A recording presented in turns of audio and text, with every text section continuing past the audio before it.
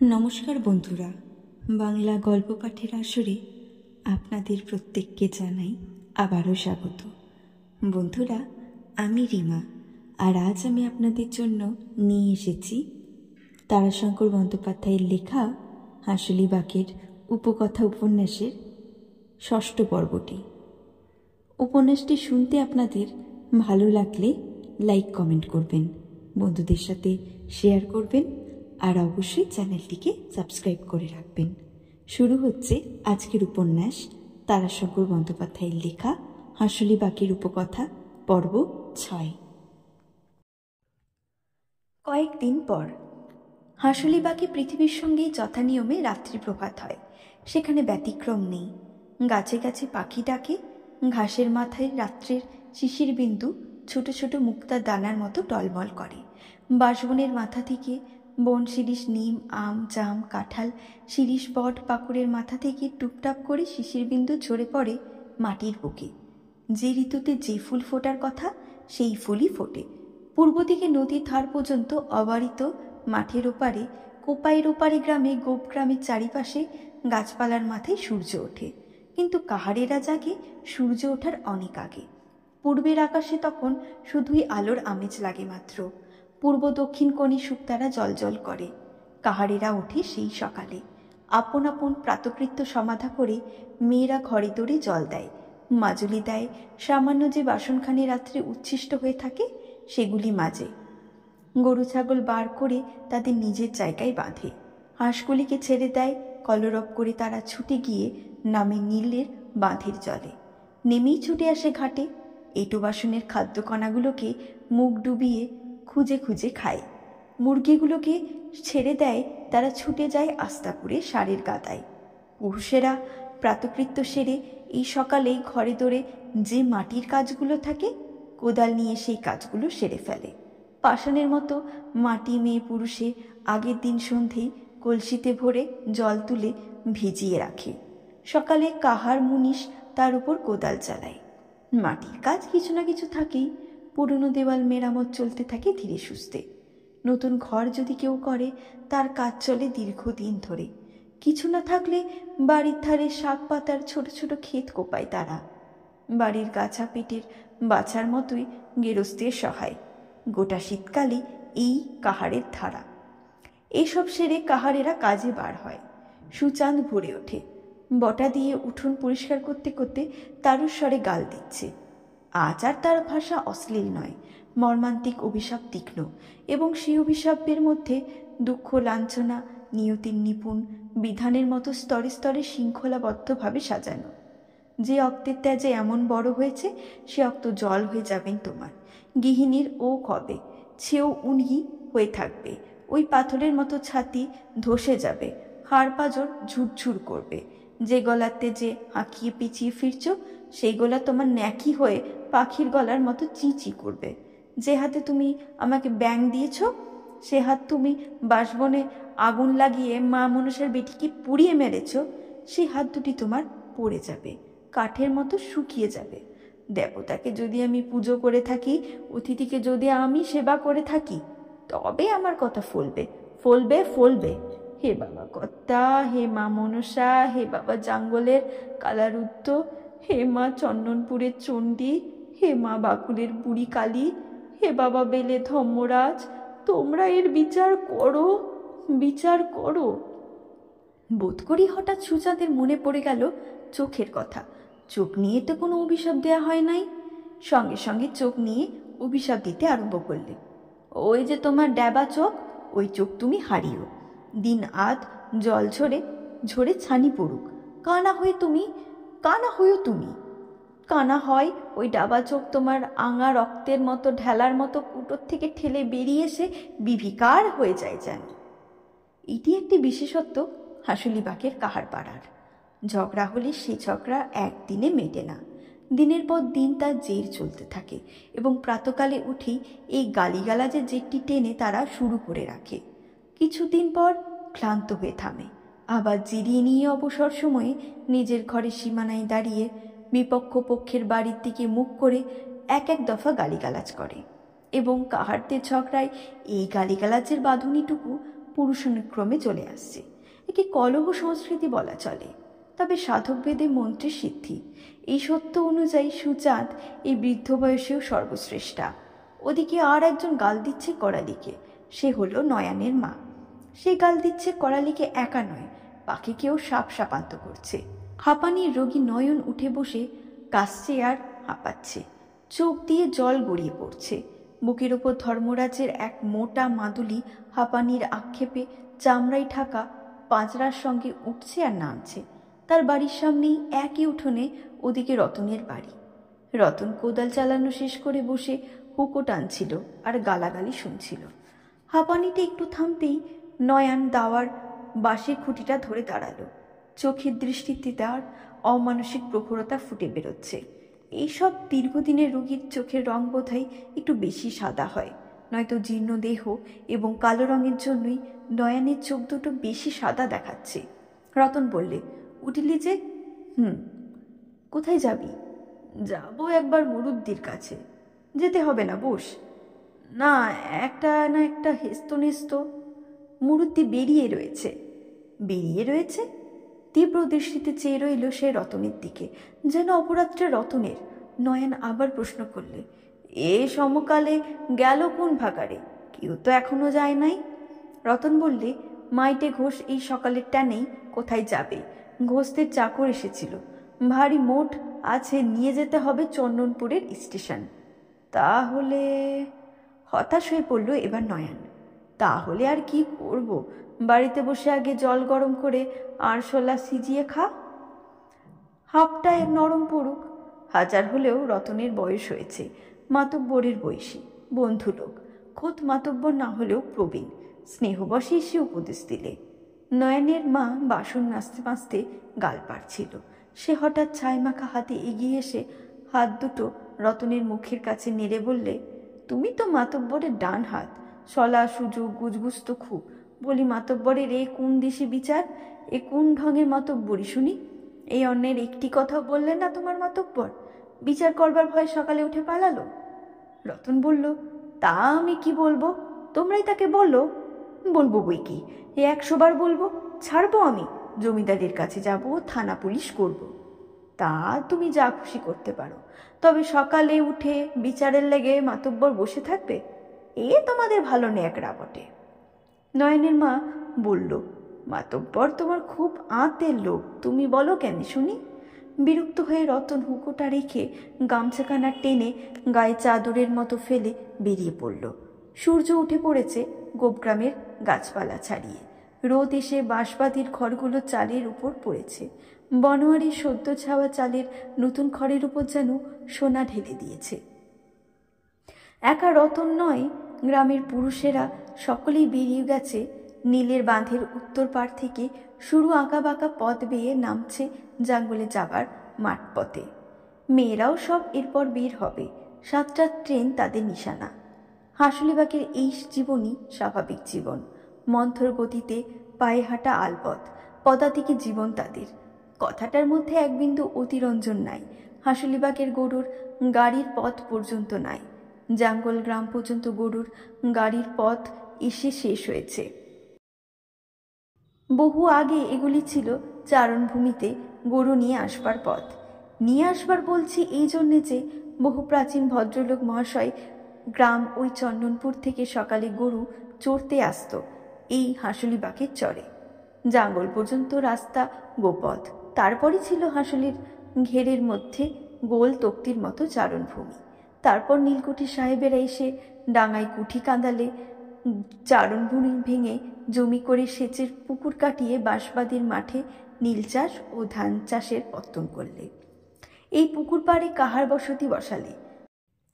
যে পথে চন্দনপুরের গরুর পাল আসত, সেই পথে গরু আসা বন্ধ হলো। ওই পথকে মেরামত করে তার উপর চলতে লাগলো নীলকুঠির মালের গাড়ি এবং সাহেবদের পালকি ও ঘোড়া।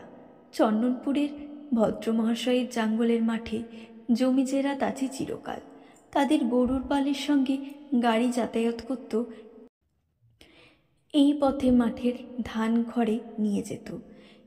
সেই গরুর গাড়ির যাতায়াত বজায় রইল শুধু। আজ সে পথে তাদের ধান কলায় গুড় বোঝাই গাড়ি চলে। বাঁশবাতির কাহারদের পায়ে চলা পথের চেয়ে ভালো পথের দরকার ছিল না। কোনো কালেই তারা পায়ে হেঁটেই চলে, সে হিসেবে পদাতিক, কিন্তু সেকালে তারা পদাতিক ছাড়া আরও কিছু ছিল। পেশা হিসেবে ছিল বাহক। কাঁধে পালকি নিয়ে সাহেব মেমদের বইত, বর কেনে বইত। কখনো কখনো জ্ঞানগঙ্গা নিয়ে যাবার জন্য বায়না আসত। সকলের আগে যে বেহেরা থাকতো সে সুর করে বলতো সওয়ারি ছড়া। অন্য সকলে সমস্বরে হাঁকত, প্লোহি প্লোহি প্লেহি প্লেহি প্লোহি। চারিদিক সরগরম করে তারা চলত দ্রুত বেগে। আজকাল তাদের এই পেশাটা গৌণ হয়েছে। বিয়ে ছাড়া ওদের আর ডাক পড়ে না ওই কর্মের জন্য, তবে বহনের কাজটা বজায় আছে। পালকি বহা কাঁধে ভার নয়, সে 1.5 মণ বোঝা নিয়ে যায় 10 ক্রোশ পর্যন্ত, 20 ক্রোশও যায়। তবে পথে এক রাত্রে বিশ্রাম করতে হয়, মাথায় বোঝা বইতে হয় আজকাল বেশি। সুতরাং বাহকত্ব ছাড়া চালকত্ব গৌরবও আছে। হালের বলদ চালায়, গরুর গাড়িও চালায়, সুতরাং যে গতি আরও মন্থর। তাই পায়ে চলা পথ ছাড়া অন্য পথের অভাব তারা অনুভব করে না। পথ চলতে চলতে হুকু টানে, মধ্যে মধ্যে হাত বদল করে গল্প হয়। এই মন্থর জীবনের গতানুগতিক কথাই হয় পরস্পরের মধ্যে, রোমন্থন বলা যায়। কিন্তু আজ সকলেই একটু উত্তেজিত। আজ কথা চলছে গত কয়েকদিনের ঘটনার আলোচনা, তার মধ্যে বনোয়ারির ব্যবহারের সমালোচনাই বেশি। বনোয়ারির অন্যায় হয়েছে একথা সকলেই এক বাক্যে বলছে। নিম তেলে পানু বেশ গুছিয়ে এবং চিবিয়ে কথা বলতে পারে। সেই বলেছিল মাতব্বর যদি শাসন করতে তরাস করে তবে দুষ্ট লোকে অন্যায় করলে তার শাসন হবে কি করে? আজা হীনবল হলে আজ্য লষ্ট। এত বড় অন্যায় মুরুদ্দি বাক্যটি বার ক বলে না মুখ থেকে? নিশ্চয়। তবে চলুক এই করণদাণ্ড। তোমার পরিজনকে আমি টেনে নিয়ে যাই, আমার পরিজন নিয়ে উঠুক অত্যার ঘরে। কথাটা বললে প্রহ্লাদ। রতন পিছিয়ে থেকে প্রতিবাদ করলে, আমার নাম মাইতি করো না বলছি। আমি কাল সবাককে মাতব্বরকে বলেছিলাম এ অন্যায় হচ্ছে মাতব্বর। তবে নিজের বউ বেটি নিজে না সামলাতে পারলে মাতব্বরই বা কী করবে? মাতব্বর পাহারা দিয়ে বসে থাকবে? প্রহ্লাদ চিৎকার করে উঠিল, বলি হা সাপলা, মাতব্বর করালিকে শাসন করতে পারত? সকলের পিছনে নীলের বাঁধের খাটের ওপর থেকে চিৎকার করে কেউ বললে, কার 10 হাত ল্যাজ গজালে রে শুনি, করালিকে শাসন করবে? তার নাম কি? শব্দ লক্ষ্য করলে সকলে চকিত হয়ে তাকালে বক্তা করালি নিজে। নীলের বাঁধের উত্তর দক্ষিণ কোণের পথটা বেয়ে ঘাটে করালি উঠেছে। চন্দনপুর থেকে আসছে নিশ্চয়ই। সেদিন সে রাত্রি পালিয়েছিল পাখিকে নিয়ে, ফিরছে আজ সকালে। সম্ভবত কোনো জিনিসপত্র নিতে এসেছে। দাঁড়িয়ে আসছে তার সঙ্গে পাখি ও নসুদিদি।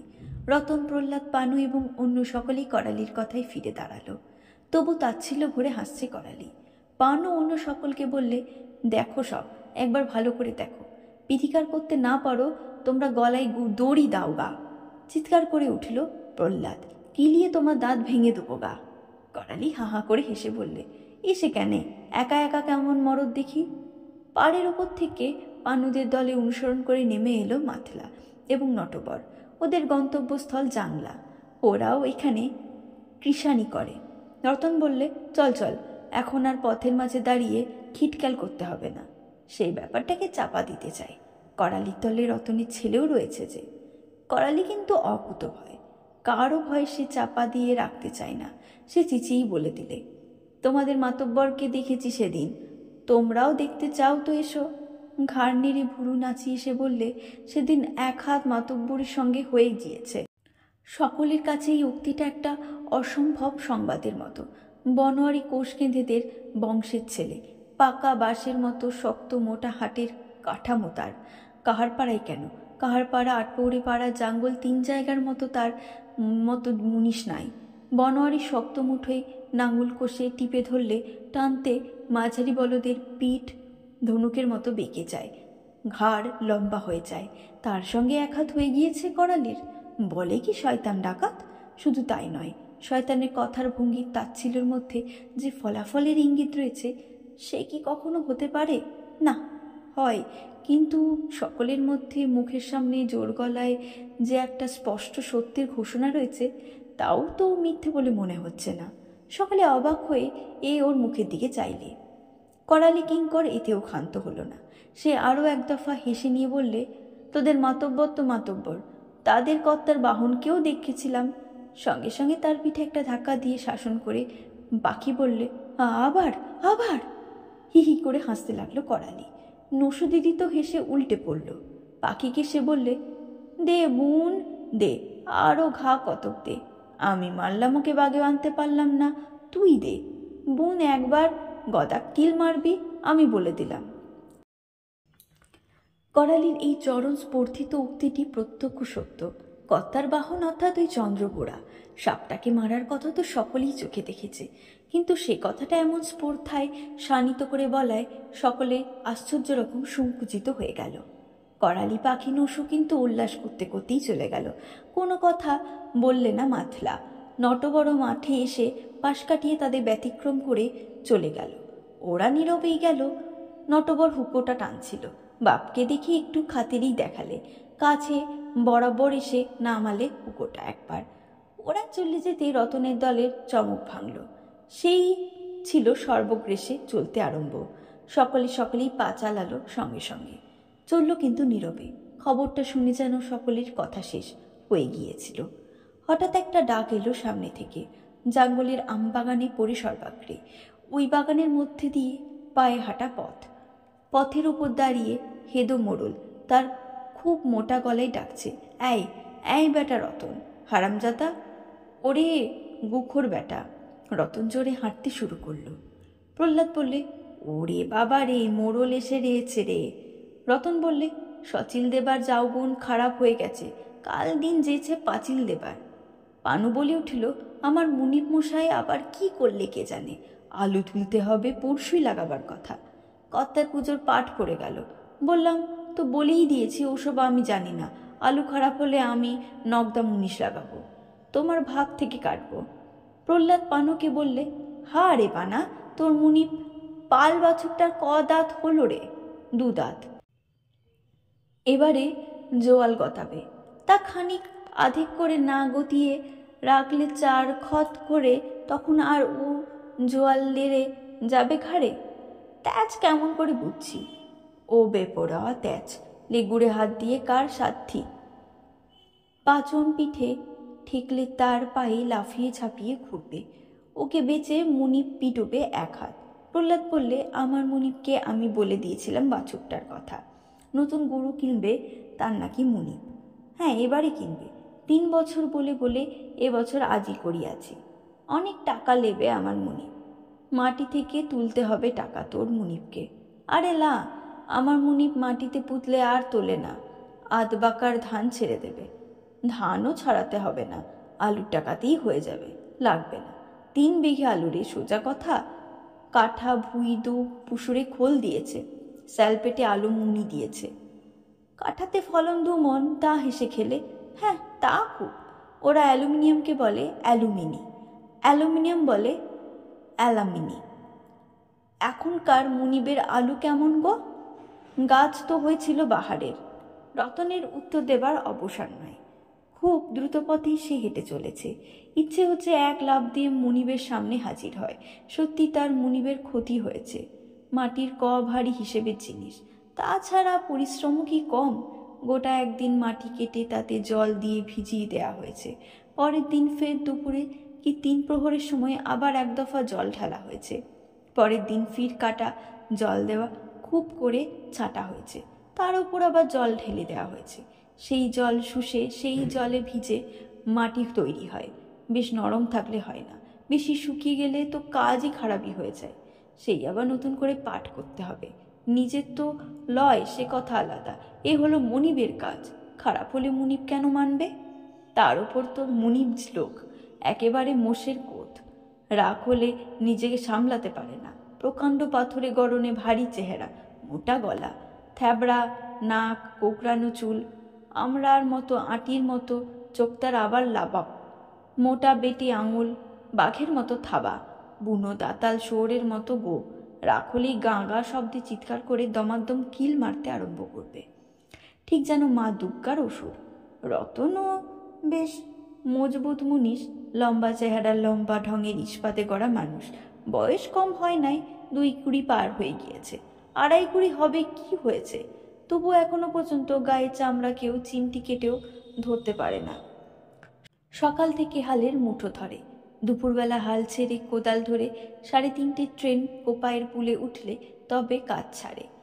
ধান রোয়ার সময় কোদাল ছেড়ে তখন নামে বীজের জমিতে। সন্ধে পর্যন্ত বীজ মেরে ওঠে। 1.5 মণ বোঝা ভার চাপিয়ে বেশ সোজা হয়ে কাঁধ ঝুলিয়ে দোলনের ডালে একটানা চলে যায় ক্রোশ কাঁধেক রাস্তা। এই রতনও মনিবের কিলকে ভয় করে। মনিব রাগে চিৎকার করে আর কিল মারে। চিৎকার করে যতক্ষণ না কাশি পায়, গলা ভাঙে না, সে ততক্ষণ ওই কিল চালায়। সে কিল আস্বাদন করা আছে রতনের। একটি কিলেই পিঠখানি বেঁকে যায়, দম আটকে যায়।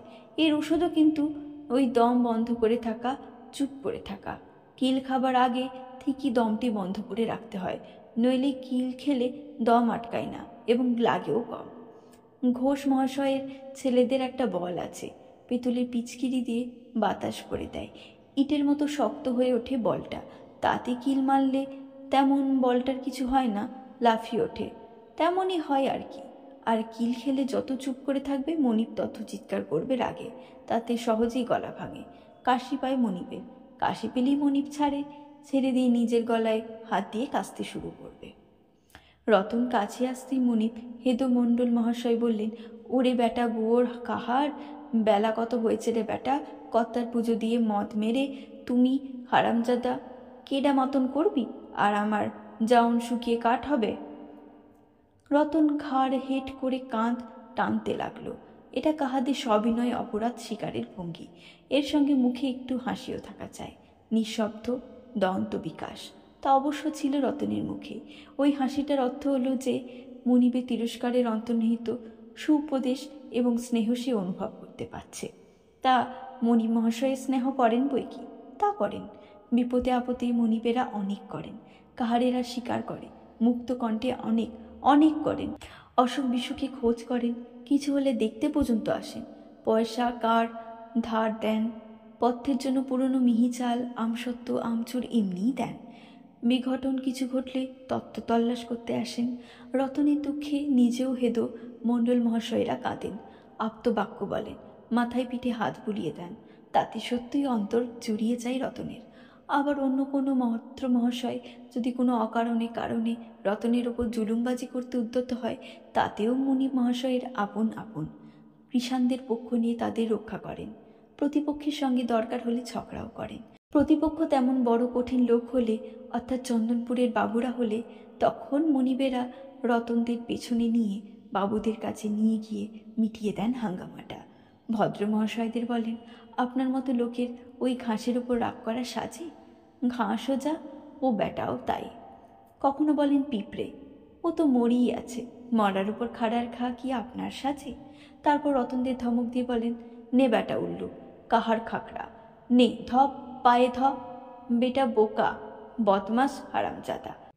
পায়ে ধরিয়ে বলেন, নে কানমল নাকে খতে দে। তাতেও যদি না মানেন বড় কঠিন লোক বাবু মহাশয়, তবে মনিব নিজেই হাত জোর করে বলেন, আমি হাত জোর করছি আপনার কাছে, আমার খাতিরেই ওকে ক্ষমা ঘেন্না করতেই হবে এবার, না বললে শুনবো না। মোট কথা যেমন করে হোক রক্ষা করেন অতন্তের। সেই মনিব মহাশয় আগ করেছেন। আজ রাগ খুব বেশি হবারই কথা, 2 দিন কামাই, তার উপর মাটি খারাপ হয়ে গিয়েছে। আজ দেরি হয়েছে খানিকটা। রতন খুব দ্রুত পথেই চলল। মাঠ পার হয়েই উঠি সাহেবদের আমবাগান। সেই পুরনো কালের আমবাগানের মধ্যে দিয়ে জঙ্গলে ঢুকতে হয়। বাগানের ভিতরে ঢুকেই মাথার উপর আম গাছের পাতার মধ্যে অজস্র পোকা উড়ে মাথার মুখে লাগল। এবার আম গাছের মুকুলও বেশি, মধুর গন্ধে চারিদিক ফুরফুর করছে। পোকাও হয়েছে অসম্ভব রকমের বেশি। হেদো মোড়ল চিৎকার করতেই চলল, হারামজাদা, নেমুখ হারাম, ছোট লোকের জাতেরই দোষ, তোর আর কি দোষ? পানু বললে, প্রহ্লাদকে খুব বেঁচে গেলেছে অতন কাকা, আমি বলি লাগালে বুঝি, আশিরি কিল দড়াম করে। প্রহ্লাদ বললে, কিল খেয়ে আপনার অভ্যাস হয়ে গিয়েছে, মারলেও কিছু হতো না। আমবাগান পার হয়ে অপর প্রান্তে জাঙ্গলের বসতি আরম্ভ হয়েছে। বালিপ্রধান একটা পথ, বর্ষায় হুড়হুড় করে জল যায় রাস্তায় বেয়ে। এটা একটা নালা, জল চলে যায় ঘণ্টা খানেকের মধ্যে। তখন এটা পথটা এসেছে উত্তর পশ্চিম প্রান্তের কুঠিডাঙ্গা থেকে। থমকে দাঁড়ালো প্রহ্লাদ। পানু বললে, দাঁড়ালে যে গো? প্রহ্লাদ বললে, ওটো কে রে? বড় মেয়ের পাড়া লাগছে না? দূরে সাহেবডাঙ্গার উপরে দুটো লোক ঘুরছে প্রহ্লাদ দেখলে।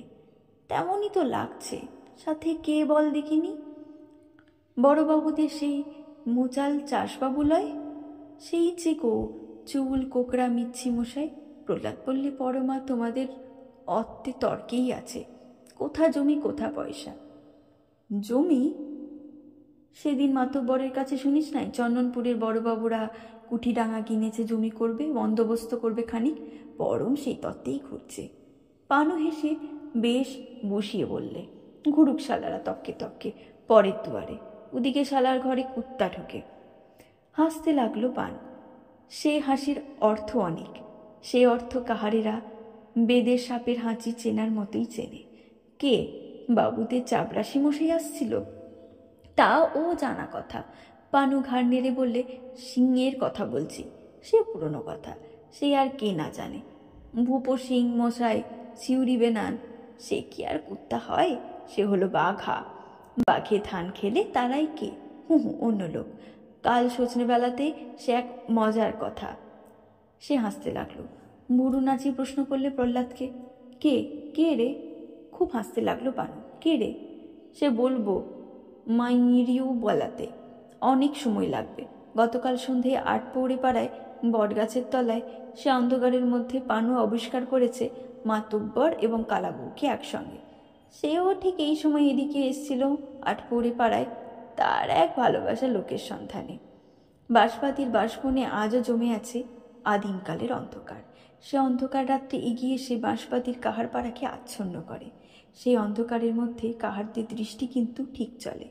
ওদের চোখেও তখন জেগে ওঠে সে আদিম যুগের, অর্থাৎ অগ্নি আবিষ্কারের পূর্বযুগের মানুষের চোখের অন্ধকার ভেদি অরণ্য জন্তুর দৃষ্টি। মাতব্বরের রঙের খেলা দেখে পানু অত্যন্ত কৌতুক অনুভব করেছে। কৌতুকের বেশি কিছু আছে, অন্য লোক হলে কৌতুকের কিছু হতো না, কিন্তু বনোয়ারি মাতব্বর, তাছাড়া মানুষটাও যেন একটু অন্য ধরনের। কৌতুকের সঙ্গে জেগেছিল বিস্ময়, তাই সে কথাটা গোপন করে রেখেছিল, প্রকাশ করতে সাহস পায় নাই। এবং গতকাল হঠাৎ পাখি এবং কালির কাণ্ডটা ঘটায়, এই কাণ্ডটা কথাটা মনেই ছিল না বলতে গেলে। হঠাৎ পরমকে দেখে মনে পড়ে গেল আজও তার বলতে গিয়েও সাহস হলো না। তাছাড়া কথাটা বলবে না তাও ভাবছিল পানু মাঝে মাঝে। ওটাকে নিজস্ব করে রাখলে ভাঙিয়ে কিছু কিছু আদায় করতে পারবে মাতব্বরের কাছে। পানু দল ছেড়ে গলিপথে ঢুকল। গলির ও মাথায় তার মনিব বাড়ি। প্রহ্লাদ প্রমুখ কজন কিন্তু মনে মনে উদ্গ্রীব হয়ে রইল। কি মজার কথা, কি মজার কথা!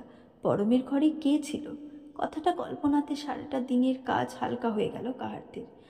প্রহ্লাদ, বোধটা প্রভৃতি এরা কজন গম ছাড়াই করলে, শীষ পিটিয়ে ক্রুপ করে তুললে। জলখাবার নিয়ে আসবে মেয়েরা, কুলো দিয়ে পাঁচড়ে খোসা ছেড়ে গম বার করবে। জলখাবার অত্যন্ত দুশের মুড়ি, খানিকটা গুড়, পেঁয়াজ, লঙ্কা আর 1 ঘুঁটি জল। পানা তুললে আলু, খুব মোটা হয়েছে পানার মনিবের। পানা স্ত্রী জলখাবার নিয়ে আসবে, সেও আলু তুলবে। 4টে মোটা আলু পানি খোড়া মাটি চাপা দিয়ে একটা চিহ্ন দিয়ে রেখে দিলে পরিবারকে বলবে পেট আঁচলে পুড়ে নিয়ে যাবে। মোটা আলু বেছে মনিবেরাই নিয়ে থাকে। মোটা আলু খাওয়া হবে ভাত দিয়ে, নিজের ভাগে কিছুই পাওয়া হবে না। এই বেশি পাওয়ার আনন্দটাই এক্ষেত্রে বেশি। আর প্রহ্লাদকে দেখাতে হবে। প্রহ্লাদ বলে, বিঘে ভুই ভুরদুপি খোল, আর আলু মানুষ সার দিয়েছে ওর মনি। আলু ইয়া মোটটা হয়েছে। গল্প করা প্রহ্লাদের স্বভাব। পানুর মনিবের বাছুরটা কিনবে নাকি প্রহ্লাদের মনিব। আলু টাকা থেকেই তার নাকি টাকা হয়ে যাবে, তাই দেখাবে ওকে ওর কৃষাণের জমির আলু মনিবের সম্পদ। নিজের মনিবকে বললে পানু, মনিব আশায়।